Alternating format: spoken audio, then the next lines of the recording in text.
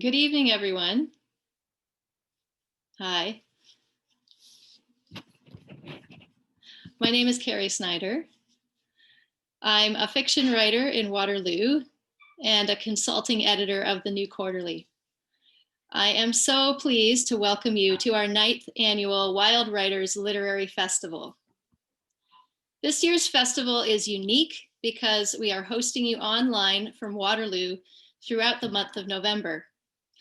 Although we miss hosting you in person so much, we're happy to be able to welcome viewers from across the country to the festival this season. Please visit our website for a list of the workshops, conversations, mentorships, and meditations. Personally, I've been really enjoying the meditations, which are short and sweet and insightful and can be accessed at any time. I encourage you to look them up. I would like to extend our heartfelt thanks to our festival donors and sponsors. We are so grateful for the Wild Writers Literary Festival. I'd also like to thank all the volunteers who have made the festival possible, with a special shout out to tonight's behind the scenes tech crew, Emily Bednars, Stephanie Silva, and Eleni Zapchis. Our conversation this evening is Narrating Identity and Disbelonging with Lemise Ethari and Antonio Michael Downing.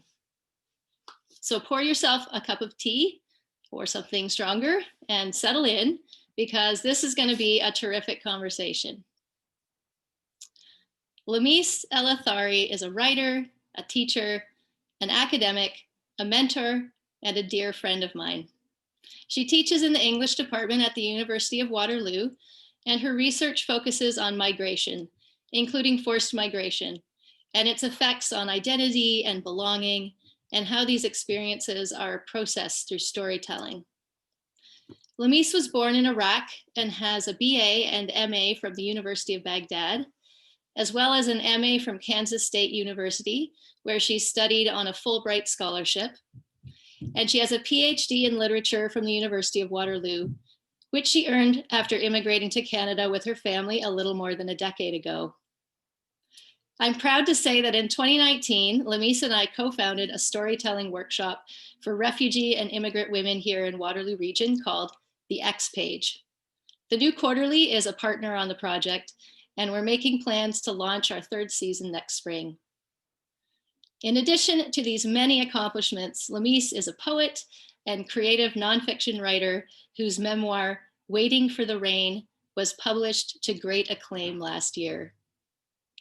And now I will turn things over to Lemise, who will introduce Antonio Michael Downing. Hello, everyone. I'm just going to start by saying I do have a cold today, so I will be a little stressed with my voice, but I think Antonio will be doing most of the talking. I just have to ask the questions. So welcome to our session on narrating identity, memory, and disbelonging with Antonio Michael Downing. Before we begin, I would like to remind attendees that there will be a chance to ask questions at the end, and you can start asking anytime in the Q&A box. Antonio is a musician who performs and composes music as John Orpheus. He's an activist and, of course, a writer. His novel Molasses was published in 2010, and in 2017, he was named by the RBC Taylor Prize as one of Canada's top emerging authors for nonfiction. In his latest work, a memoir, Saga Boy, My Life of Blackness and Becoming, is actually coming out in the new year. And in the memoir, he narrates a deeply personal account of a young immigrant's search for belonging and Black identity. Antonio grew up in a number of places, beginning in southern Trinidad and ending up right here in Kitchener, Ontario. And that's what got us rolling on this topic. How are you today? I'm wonderful. How's it going? Well, as you can see by my flag and my plant, I'm still in southern Trinidad. Yes. Even though I'm in Kitchener. So let's start with that. Let's start with how these displacements or movements in your life have impacted your writing or shaping the storytelling that you do. How does that work in your novel, in your new memoir that's coming out soon? Hmm. I feel like, when I was 11, I lived on one little street. I'd lived there all my life. My grandmother had raised me. I lived with my older brother. It was a rainforest, so unlimited rainfall, unlimited sunshine. You know, the little critters that crawled grew big. The things that ate them grew bigger. And the things that ate them, you just didn't want to meet ever. And and then suddenly my grandmother died, and within like literally days, I went from a rainforest to a blizzard. Like I literally emigrated to northwestern Ontario, Canada, and suddenly there are wolf packs in the trees, and brown bears at the dump, and huge lakes full of muskie and moose. And I'm like, and so this whole idea of before and after, everything just radically being shifted from out under your feet at a critical time in my childhood. And I guess to answer your question directly, it's always a process of reconciling before and after. How so? Well, I feel like and for me, and I'll talk a lot about music because for me music is almost my crucible as an artist. And really the intent is the same, just different mediums. And I feel like I'm always trying to I'm always trying to, because you're neither here or there, right? It's like, who am I? Am I Trinidadian? Well, I can't forget Trinidad because those 11 years were the most critical in childhood development. They say by the time you're 7, that's it, right? But I also am Canadian because I've been here almost 3 times as long. That's right. So it's kind of like, who are you? Are you Trini? Are you Canadian? You're a black guy in white society. You black, you white. Are you, are you a musician? Are you a writer? I'm always trying to reconcile this friction. You know what I mean? Have to be one or the other? Can you be, just all of them at once? I mean, we talked in earlier. Well, I'm working on it.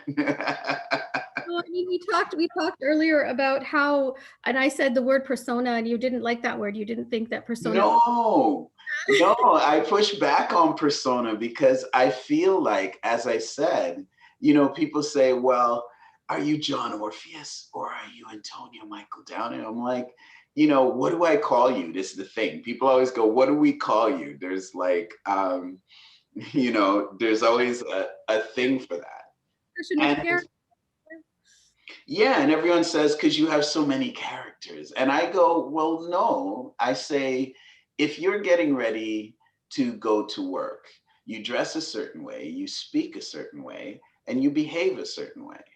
If you're going out for a night on the town with the girls, I mean, back when you could actually do that, you dress another way, you act another way, you speak another way. If you're going to a family gathering, different thing. But again, it's the most natural thing for human beings is to change clothes and become someone else. We're always performing. So sorry, I'm going to cut you off. Yeah, bring it. Does it mean that this is part of that disbelonging or belonging? So is it fitting in, or is it the opposite of that? Actually trying to not fit in, to be different. I think that most people do it to fit in, but what I discovered at a young age was that if I could become something else, it's almost like wearing a mask. And like Oscar Wilde says, give him a mask and he'll tell you the truth. And so for me, it's like wearing a mask that allows me to reveal a part of me that when I'm wearing this other mask, I can't do that. It doesn't fit. It's not appropriate. And so my experience of it is one continuity, but I just give them names and that's what confuses people, are the names. But it's not just names, is it? It's language or dialect as well, right? So Yeah. listening to your music, we hear a very different voice, a very different language, right? That for me, for the first time, it was a surprise because we had only spoken, through meetings and whatnot, and we're both very professional and sitting there. And then I and very English, like very, North American English is what Well, then I saw the music and I was like, is this the same person? So how does that work with your writing? I mean, do we see that in your work as well? Well, I feel code switching is a natural thing for an immigrant, right? Because you learn to put pieces of yourself into boxes and you pull them out when it's appropriate. And so for me, yeah, I mean, when I'm speaking to you, because there's a British Commonwealth connection there. There's a British Empire connection that if I speak to people from Hong Kong or Nigeria or, or from Iraq, we have that shared thing that we share, even the love of the English literature, in the English language, right? It's something we both acquired from the Queen. Or as I like to say, the Queen designed my brain. because before I could even think, the very language we use, I learned to read from reading the King James Bible, right? My grandmother, same lady, Miss Exley, rest in peace. She loved to read her Psalms and Proverbs, but her eyes were bad. So I acquired that programming. But the truth is, when we went to school at our little Trinity schoolhouse with my little khaki uniform and my shiny little forehead, we weren't allowed to talk the talk that we talk out in the street. And so from the very first inference, I learned to deal in both worlds. And John Orpheus represents me trying to get my Trini back. And Antonia Michael Downing as a writer represents me sort of describing the process of losing it and finding it back. Is that what you do in your memoir? Why, yes, Lamise, have you read it? Yeah, most definitely. For me, I wrote the memoir because I woke up one morning and I didn't know if I was coming or going. I honestly did not know what should I do next.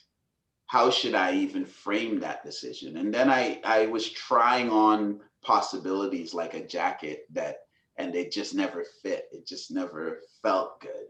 And so I decided, hey, you know what? Maybe you need to make peace with your past before you'll know what to do with your future. And as a consequence, I started writing a book.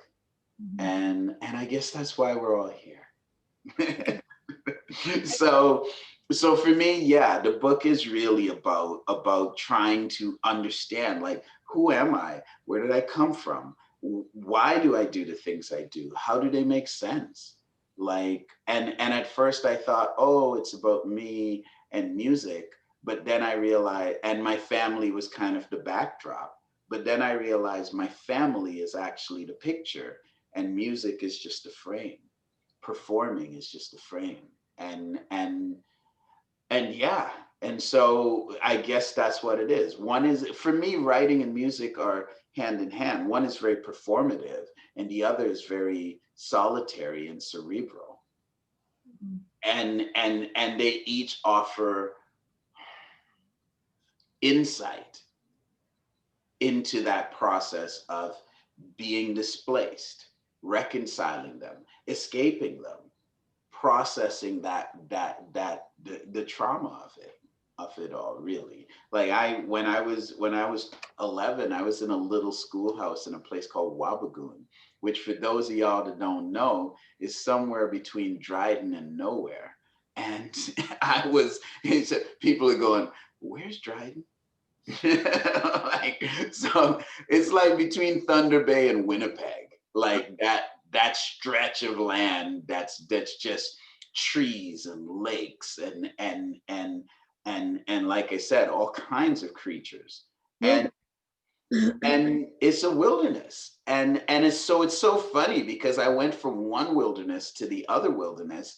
And I remember being in that first year and they skipped me ahead 2 grades because I was this brainy little immigrant kid. And so I'm 12 and I'm in grade 8 and I'm scrawny. And I remember just having a tantrum one day in school and they had to drag me out of class. Like one teacher had me by the shoulder and one had a leg and the other had the right leg and they're dragging me out and I'm screaming, I want to go home. And I mean, you talk about home in the book, and yeah, you talked about this. It's a very warm description of home. I mean, yeah, as you move away from that in the work, you feel like you're being displaced, even as a reader, because yeah, you know, these visions of home, these memories of home are so strong and colorful, right, right? yeah, And then all of a sudden, like you said, you find yourself in a different wilderness, kind of a very right, wilderness, if I might say. Uh, yeah. And that's I intentionally, it started out as like I couldn't write about the Trinidad portion. I couldn't write about the rest of the book the way I wrote about Trinidad. And the Trinidad portion poured out of me hmm, because I had spent all the time since I came from Trinidad retelling those stories almost compulsively. My friend Gada Jane said to me, it's almost like it's a puzzle you're trying to solve. So when I told those stories, I just knew the beats. I knew how it worked. It just came out of me. And then the rest of it, I spend most of the rest of my life looking back at that time in Trinidad as if it were the Garden of Eden, hmm, because there was my innocence. mhm. There was my essence. There was my courage. There was the little boy who was unafraid, who knew where he belonged. And so when I went out into the world of Canada, where again, suddenly all the things that would tell you where you belong are just gone. So suddenly it's like, I don't belong anywhere. Mhm. I don't belong here. And so in order to ground myself, I held on to those stories, you know, and that's something I love about your book, Waiting for the Rain, because you tell that story about Iraq before the wars and the sanctions, and it's so beautiful. It's a part of Iraq I've never heard of, where people are just filled with family and love and the care for each other and the connectedness, and it's so beautiful. And so for me, Trinidad was my innocence, and then as we come out of that, I literally couldn't write about the rest of my experience the way I wrote about Trinidad because A, the stories weren't as familiar, and B, I didn't feel the same about them. And so as you read the book, you're in this sort of reverie, this almost fairy tale of Trinidad, and suddenly it's really cold. Yeah. And the style of writing changes because I wanted you to feel like my sense of like disconnection from myself. And the beginning is the connection. So yeah, real talk. I mean, within that, there was also a lot of references to racial issues and discrimination in ways. Um, how does that work with disbelonging as well? Because that was a topic that came up a lot in the work. Mhm. So a very, important topic in general, for any immigrant. Yeah. Especially one that can just be identified as other Yes. right away. I remember the first time I was racist. I tell the story in the book, so I don't want to give away too much, but I loved it. I was like, wow, because I finally had an experience to go with the word. I was like, this is amazing. I'm not going to tell you the story, but you can grab the book if you want to hear it. But it was like, and for me, it was always an alien thing. And I think, when I hear about my friends who have kids growing up in Scarborough and how the school system treats them, and by the time they're 7 to 8, they start getting alienated And by the time they're 12, they stop going. And then by the time they're 17, they're a young offender. And it's almost like so consistently predictable. And I didn't have that. I grew up in the Caribbean where, you know, the prime minister was Black, the attorney general was black, the fire chief was Black, the, you know, and the president was Black. So for me, it was kind of like, I guess I internalized this thing, this sort of self-confidence around that, so that when I saw it, I could afford to look at it in an abstract way. And mostly from the beginning, it was hilarious. It was like, whoa, you really think like that? That's so terrible for you. It's like, I almost had a sadness for the person because it was never something that, like, I'll tell you a story. So in one of my many lives, I'm working on Bay Street. And so I'm John Orpheusing. Those of y'all that don't know John Orpheus, look that dude up. And so I'm literally going from a gold jacket till 3 a.m, dancing, singing songs. And then I get up 4 hours later and I'm in a blue blazer with the gold buttons and going to the, you know, the halls of Canadian Power, all the towers downtown on Bay Street. And I'm a salesperson. And I meet this guy who is a managing partner at a law firm, shall remain unnamed.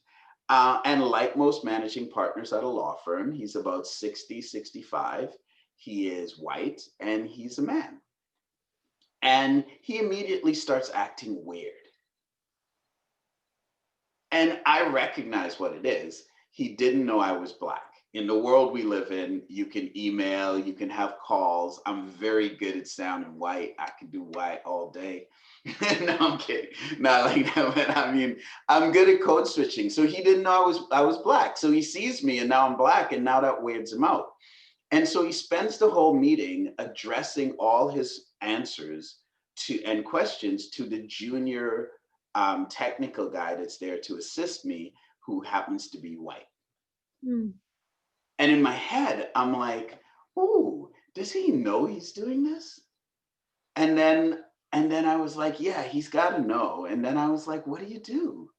And I was like, "Well, I don't know. You could trip out and call him out on it, but I don't know. From my point of view, again, because I have this kind of comical view of races and racism, I just said, you know what?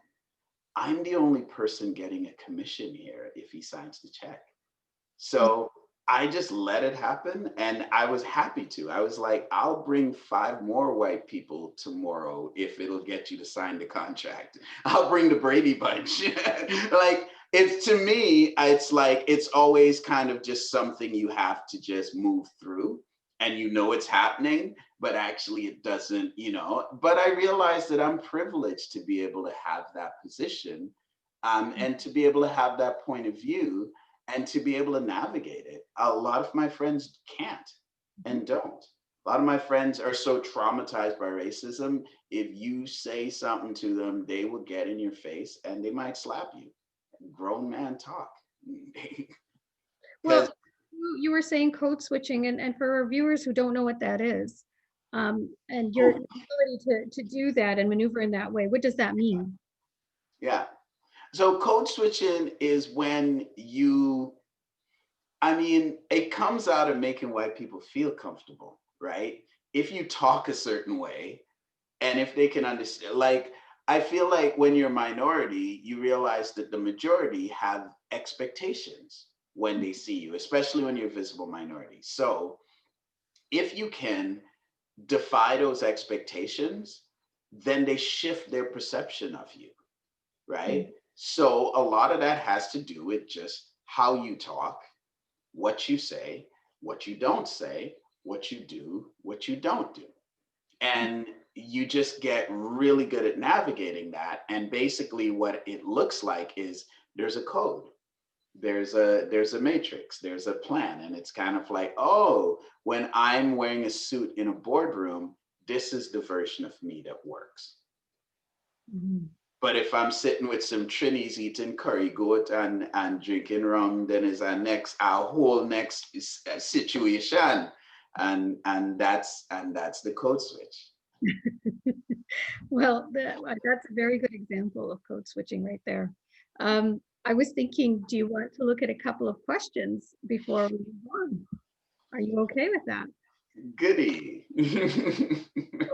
Asking. People asking, what kind of rum do you drink? No, that's not a real question. I made that up. But punch in rum if you need to know. I'm going to start with, for personal stories, how do we portray ourselves without casting ourselves in too favorable or critical terms? Boom. Number one, you are a hard-headed Trinidadian boy who never really cared what people thought. Okay. If you can, no, I mean, in truth, I'm not going to pretend. I have a long tradition of being what they call in Trinidad, hardened or own way. And so when I was a kid, I was always the person who had this weird defect, to be honest, which is that I just kind of was like, no, this is what I want to do. This is how I want to do it. Sorry. And it didn't matter how old you were. I would fight you. Like I would throw hands as a little kid. I was like, I'm going to fight you. I don't care if you're 80. Don't tell me what to do. And so that's a big part of it. But in terms of writing the book, I think you really have to set the intention to disrupt yourself. We're talking memoir, so we're talking memory. And the first thing I learned about memory in doing this memoir is that it is a liar. Memory is a map of our frailty, because what it does is it's just a story we tell ourselves, and we continue to edit day after day, month after month, year after year to protect ourselves.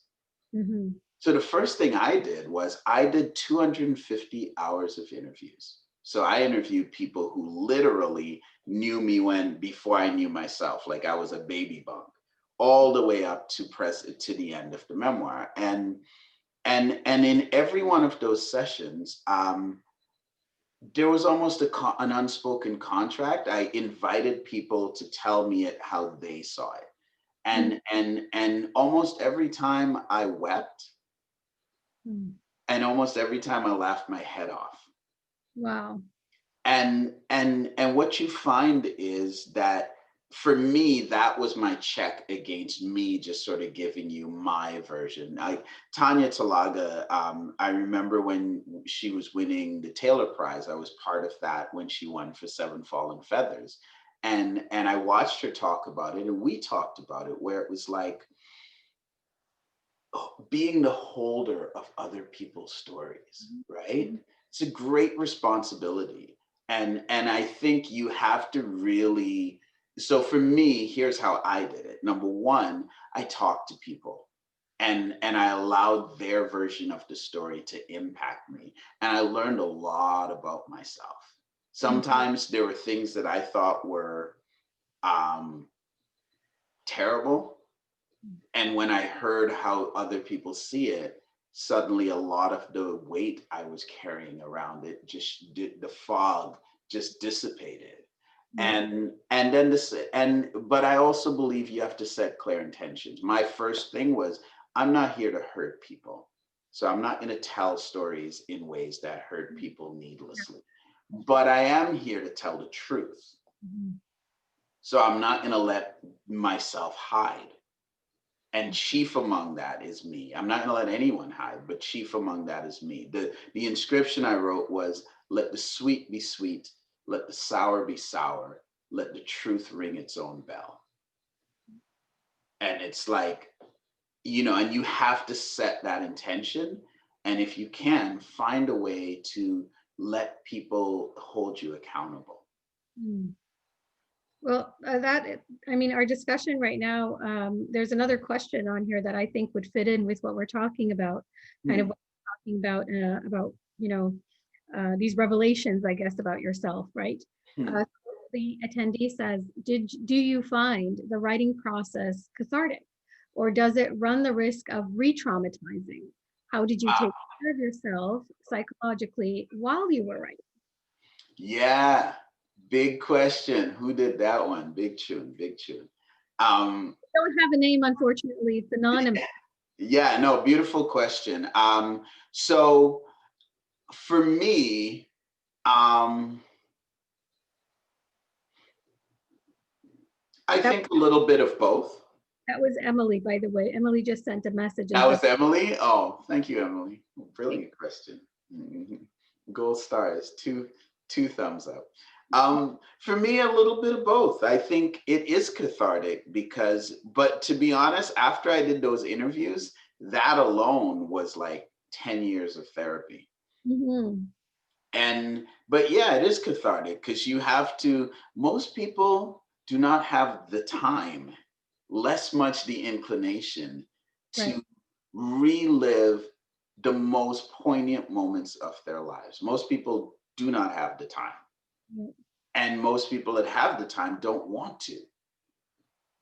Because guess what? There's a whole lot of things you're going to discover that you don't want to know. Yep.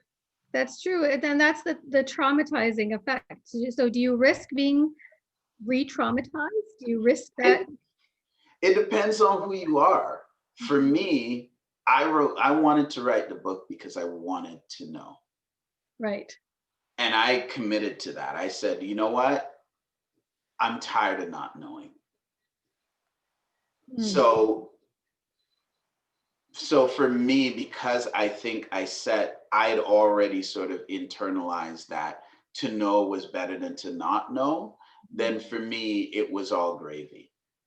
Everything I knew, every little brick that came in, every little thing that came into focus, every story. Mhm. And by the end of it, I became a keeper of my family stories. I was able to give my dad solace about something that he was really had been carrying all his life. And I just made a comment and I said, well, did you know that? Ba ba ba. And he was like, whoa, no. Wow. Right? So I was able to give my dad insights into stories from his life, even things that happened before I was born. Mm. And so for me, I think if you do it right, I don't know catharsis versus re traumatizing, but to me, if you've done the work and you're ready to do it and you do it right, it can bring nothing but healing. Mm. That's my take. But that might be a little bit about who I am. Like I am that person that wants to go to the edge of things and discover what's there. And, not everyone is that person. I think like I'm trying to remember when I was writing, it was very difficult for me. The writing process itself was difficult because you're kind of Mhm. dragging things that you really don't want to remember, right? You're writing about war, you're writing about pain, you're writing. My goodness. And then, but I noticed that after I finished the book, after it was published, not after I finished the book, Yeah. after it was published, because I remember sitting with the editor going over things and still crying and still trying to figure out how I was going to deal with this stuff. But Yeah. published and out there and my message was out, I felt release, like actual release of it. It was out there. I'm no longer holding it by myself. There are others holding it with them. Yeah. I am so much closer to every single person in my family because I wrote this book. Yeah. Well, I mean, none of them have read it, so that might be temporary. But I spend so more time talking to my father than I ever have. I spend more time talking to my siblings than I ever do. Yeah. I spend more time talking to my mom than I ever have. My Mhm. Aunt Joan, like I really had to, because this is their story as Right. much as it's mine. Right. Right. And the story there is about a family, but also about a people and also about a context, right? The empire. It's Mhm. about the queen. it's about how the queen educates Yes. subjects, you know, the savages in the far-flung places, how they educate. And you know, I watch The Crown because I like The Crown on Netflix. I'm just grown into that. But as I watch it, I'm always just like, wow, Mm. a lot of South African and Iraqi and Saudi and Nigerian and Trini and Jamaican people paid for those jewels. and I don't see none of them up in there. Right? And I can't help that. Like, this story is about the context of the crown and the empire. And because that's how my family got there. Yes, that's true. And that's how, and I feel like, because all I wanted to do was understand myself, as I said. And then in order to understand myself, I had to understand my parents and my grandparents. And in order to understand them, I had to understand the world that made them. Mm-hmm. Mm-hmm. And it didn't take long. You know, like I told you, the president, the prime minister, the attorney general, the police chief, they were all Black in my time. But in my parents' time, when they were born, Trinidad was a part of the British Empire. So there were no elections. Mm-hmm. There were no parliaments. There was no agency. And so in order to understand why they were the way they were, I had to understand that, you know. And so that's what this story is about also. It's not just about me. And so as a result, I had to get closer to all of my family, because when I realized what their context had done to them, there were, I couldn't feel bad for them before. I had all this anger towards them. Right. Mm. I was so disappointed by them. Mm. And then when I understood what they had gone through, it was like, yeah. And so for me, it was an incredibly, like, I guess, catharsis. I guess that's what I'm saying. That's my vote, catharsis. You got it. It's a good word here. Thank you for your word. I'm going to actually jump ahead, and I'm sorry if I'm butchering your name, Gare Joyce. Two questions. Gare Joyce is in the house. I love that man. Yo, So great writer and comedian, Gare Joyce. I'm honored that you have a question. Two questions. Shut up, Gare. I'm going to say them together because I think they're together. Okay. Work from an outline. Seriously though, what was the timeline and the process for writing your memoir? Okay. Let's talk writing process. I love this, by the way. I'm an English lit dude. This is fun. Did I work from an outline? Yes, I did. Yes and no. I made an elaborate outline. Right. And then I deviated from it greatly. Of course, as you do. And then came back to it. And in the end, pretty much what I did was what the outline was. So yes, I made the outline. No, I did not follow it. But yes, in the end, I kind of followed it. Like, I had to go back to it. Did you have a timeline? Yeah, I kind of, and I don't want to give away too much, but I kind of structured it in, like, I felt like opera was the only place I could find emotions big enough. Okay. So I structured it like an opera. No, I mean, writing process. Did you keep a timeline? Like, would you sit and write 2 hours a day? Oh yeah, let's talk about that. So at first I was, yes. I basically said, I'm not going to do anything but write, because I want to write the best book I can do. So I said, look, I did some tours for music. I kind of chilled everything else out. I told my friends, leave me alone. And there's a lot of them. And yeah, so for me, I write best in the morning. So I'm like a get up at 6, like, you know, before I even like realize I'm awake, I'll be in front of the screen. in this case, I did my first draft on pen, in Wow. pen, as a matter of fact. Here, I'll show it to you. Hold on. So this. Oh, that's awesome. This is the book. I have one like that for my memoir, by the way. What's that? I have one like that for my memoir. Yeah, I just, and I tried writing on computer, but I actually like the limitation of writing with the pen. Right. And I liked it. It was tactile. I couldn't edit it forever. I just wanted to get it out. And yeah, I'll write from 6 to 12 and or sometimes 1. And that's really the prime creative energy time for me. You know, if I write it in the evening or late afternoon, heaven forbid, it's terrible. Okay. I work from the outline. I read a lot while I was writing, which I know is the whole process of writing and putting it together. How long did that? I mean, you said you did research. You did 250 interviews. So I had 5 chapters drafted by, say, February 2018. Okay.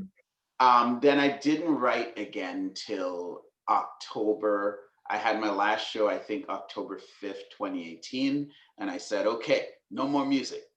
And not quite, but basically. And then I was like, then I kind of putted around for a couple months, working up the courage. And then I went to a farm in northern Michigan, like basically the middle of nowhere. Like when it got dark, it got dark. And wilderness. Yeah. And that's where I started doing the interviews. And the only people out there were me and the cows. And I had my phone. And so I would just call people and just schedule a bunch of calls. And I just talked to people and I cried. And it was such a thrilling experience. And that was the beginning of the book. And then in January, I started properly writing. By March 15th, the Ides of March, for those of y'all that know about Caesar.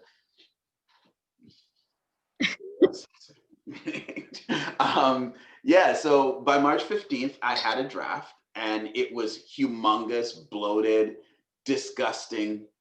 It was like 3. I mean, it's supposed to be like that. You're supposed to it's a first draft. It's, by the way, those of y'all worried about writing, your first draft is supposed to stink.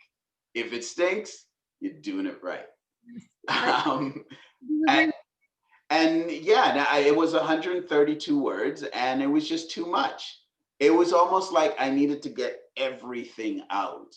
And I'd had all these interviews, so I knew everything. So I wrote everything and everything was too much. And so I redrafted that down to about 96,000 words. And then I started working with my editors and we did about 5 drafts of it. But they were getting more fine-tuned as we went along. So they weren't like complete rehauls as the first to second and third drafts were. And it was painful. A lot of days I woke up and being like, what the hell? You took these people money. This is going to be terrible. You're going to get sued. And no, but really, seriously though, I was kind of like, what the hell am I doing? I felt like, I used to tell my friends, it was like I was rolling a rock up a hill and every morning I'd wake up and it had rolled back down 1 inch from where I started yesterday. And then you do it again. But by the end, some of the best writing in the book happened at the end because I built those muscles to the point where I just felt comfortable. I knew the voice, I knew the story, I knew what it was, what the big themes were. And so it was actually by the end super easy for me to it just poured out of me, but I think that's a function of putting in the work. Yes, exactly. And you did. I mean, all of that work, that research, everything. Because we've hit kind of the timeline for questions. I'm going to go through questions quickly, but we'll do like shorter answers so we catch everybody. Okay, I'll try. Priscilla, who is one of my dear, dear friends. Hello, Priscilla. She says, well, this is like a comment and an inquiry. Okay. That my identity has never been exclusively one thing. It's a work in progress, and I've come to accept the different selves I carry along after a long time. With every exposure, I cling to myself more, only to realize that it's becoming more and not less. That's how I grow. I wonder if that resonates with anyone.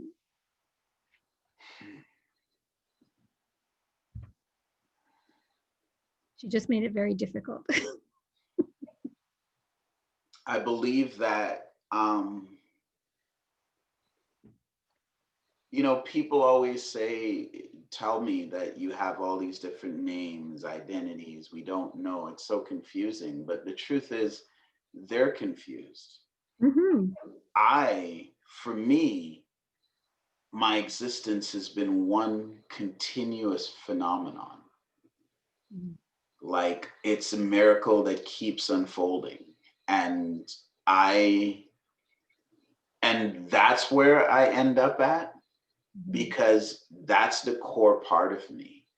That child, that wayward, hardened child that used to go out into the bush and throw stones at the trees and chase parakeets and like that child is still me. And the more I held on to that, the more I realized that I am rooted.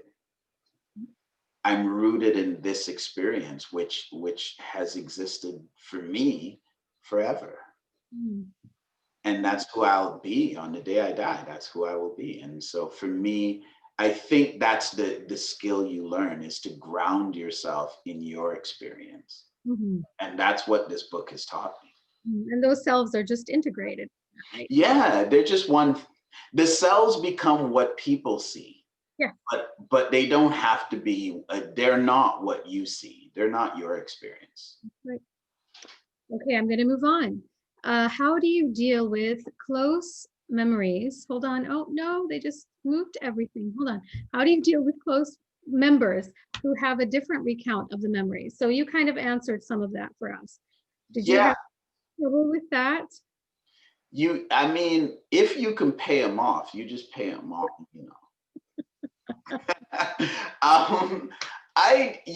for me, it's kind of like my goal is to do no harm. Right. B, my goal is to tell the story as it is. Mm-hmm. And I also want to preserve, like, if there's people that you need to have a relationship with, you need to talk to them about that. And, there are people that told me things they did not want in the book, and they told me that. And I said, no promises, but in the end, I decided that it was more important to be kind and to help that person and to preserve, and even when there wasn't a relationship to preserve, than there was to expose someone just for the sake of it. So I think the real problem is when something is really crucial to the story you're telling. If it's just, someone, I knew a secret about someone, an ex of mine was a call girl, and she didn't tell anyone. She didn't tell her sisters, she didn't tell her, and no one knew. And she's married now and she has a life. And so why would I reveal that unless it's like, life or death, which it's not. On the other hand, if something is crucial to the story you're telling, wow, that's a problem. So for me, I had 3 buckets. I had people who I love and care about, mostly my family, who I do not want to be really mad at me, but who I had to tell embarrassing things about. Mm-hmm. And then I had people that, like my ex, who I was just kind of like, well, it's not really important to the story, so I'll just, there are ways that we can do that. And then I had people who were horrible and deserve to be exposed, and they're not. and yeah, and if that's what's up, then that's what's up. And so for me, I was with my family, I talked to them. We did, the purpose of my interviews was not only to fact check my world, my memories, but it was also to, which again, by the way, by fact checking with them, that was their opportunity to input into the process as I saw it. And also that was their chance for me to tell them, hey, here's what I'm doing. Can I have your support in this? Can I tell these stories? And I think that just, they might not like what I've written, but at least that attempt, I think, to establish that, I think that's what's gonna, in the end, preserve the relationship, as opposed to, I'm just gonna quietly write what I remember and screw you guys, Well, that kind of answers Anandi's question. Hello, Anandi, if you're still out there, we miss you. We haven't seen you in ages. But that was also about family, and what if you alienate them with... Karl Ove Nosgaard, who wrote My Struggle, one of the many memoirs I read to sort of decide how I wanted to do mine. Well, he told the story of how his father died in the midst of 900 bottles of liquor, because he was an alcoholic. And now no one on the father's side of his family speaks to him, and they haven't for 10 years. And they may never. So while everything I've said is kind of like how I did it, keep in mind, if you go and tell the truth, there are consequences. Okay. And you might have to make that call about, hey, what am I going to do? My dad texted me last night and says he's stressed. He's worried that somebody wrote a book and told all his dirty secrets.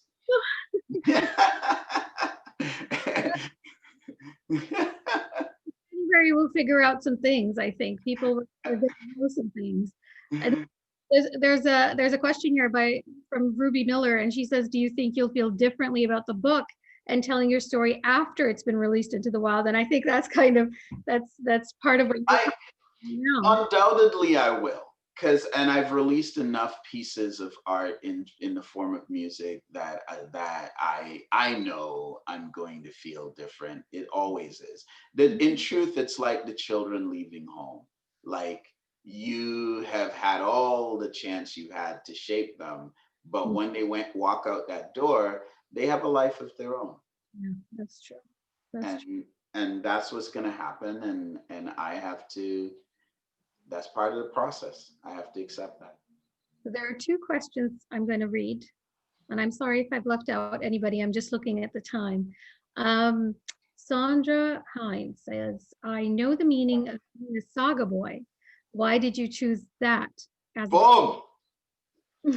Boom! Big question. Big tune there. I like you already, Sandra. And the second question? The second question, and the last question I'm going to leave here. What advice will you give to aspiring writers? Wow, I love both these questions so much. I'm gonna have time for both of them. I'm gonna do it real quick. So for the second one first, what advice would I give to young writers? Look, the biggest and simplest is, if you want to be a writer, write. Because it's a psychological battle just to sit down, and you will have every reason to not do it, and no one will be disappointed if you don't do it, other than you, because you will know you have something to say that you didn't say. So carve out time. First of all, figure out when your best writing time is, and if you can, carve that time out on a regular basis. Ritual. Show up. Even if you write 2 words, show up and write those 2 words. Make them the best 2 words you can. Show up every day and do it. That's the biggest thing. The second thing is, I would say, listen to writers talk about writing. Like a masterclass.com saved me because I could listen to writers talking about writing. So do it and find people, and just because, number one, you'll learn some stuff, but more than that, you will understand that this is a life, this is a craft, and a lot of people do it, and you're not alone. Even though you're alone in front of your page, you're not alone in the struggle of doing it. Saga boy. Why Saga boy? So a Saga boy, for those that don't know, is a kind of a Caribbean, a Trini sort of dandy, like a playboy. Some of them were criminals. Some of them played steel pan, if you know what steel pan is. Some of them, you know, they will always have beautiful clothes, beautiful necklace, beautiful jewels. And my grandfather would be a Saga boy, and my dad would be a Saga boy. It started as a very particular thing, but then it became a general term. And the one thing they all did was they were all womanizers. They all lived for the attention of women. And I just felt like not only I felt like I was living that in so many ways. And I also felt that, you know, this book, one way of reading it is, you know, it could be subtitled The Woman That Shaped Me, because it's about women shaping the contours of my life. And plus I like it because if you don't know what Saga boy means, then you think, oh, it's a saga about a boy. And so it's kind of an inside joke. Yeah. People are going to think here. Right? It's beautiful. I'm sorry, but we do have to go. This has been wonderful. It's always wonderful to talk to you, and I'm so happy we could share this with, you know, people out there. And we await your book. Thank you, Antonio. Yeah, January 19th, it's coming out. You can pre-order it, so please go ahead, do it now. If you go to Penguin Random House's website, just look up Saga Boy, SAGA boy, Antonio Michael Downing, and there's a pre-order link, and you can get it first. Thank you. Oh, that's wonderful. Thank you both, Lamise and Antonio. That was a really fast hour. It flew by. You covered so many subjects. The things that stuck out for me are shifting performances as human beings, the ways in which we integrate our multiple identities. You talked about the larger cultural contexts that shape who we are. For writers, you've given us such practical advice on like how to write a memoir, like how the process actually worked for you, with terrific ideas. But just as important, I think you shared your philosophy on how to write a memoir. And there was something I wrote down that I'm definitely keeping. You said, set an intention to disrupt yourself. And I love set an intention, disrupt yourself, and be accountable. That was wonderful. So thank you so much. Thanks, guys. So in closing, I want to remind our viewers again that Lamise's and Antonio's books and the books mentioned in this session are available for purchase online from Wordsworth Books in Waterloo or pre-order. And the link to this online ordering is in the Q&A window of your screen, or it can be found at wildwriters.ca. And also a reminder that this session, like most of our events at the festival, has been provided free of charge. And if you'd like to donate in support of the festival, we would greatly appreciate that. And you can find a donation link on the festival website as well. And just so you know, this session has been recorded. And if you want to hear some of that great advice again, it will be available throughout the festival if you want to view it. I hope everyone has enjoyed this conversation as much as I have. I'm sure everyone out there has. I'm just going to plug our next upcoming event, which is Isabella Wong's workshop. It's called Top 10 Tips for Building Your Literary Community Online. And that is this Saturday, November 21st from 1 to 2 p.m. And I think it's probably something we could all use help with during the pandemic era of literary promotion. Isabella is an absolute genius at forging genuine connections online, and I hope you'll be able to join us then. Thank you all for attending tonight's session. Good night, Lamise. Good night, Antonio. Good night, everybody. Have a wonderful evening.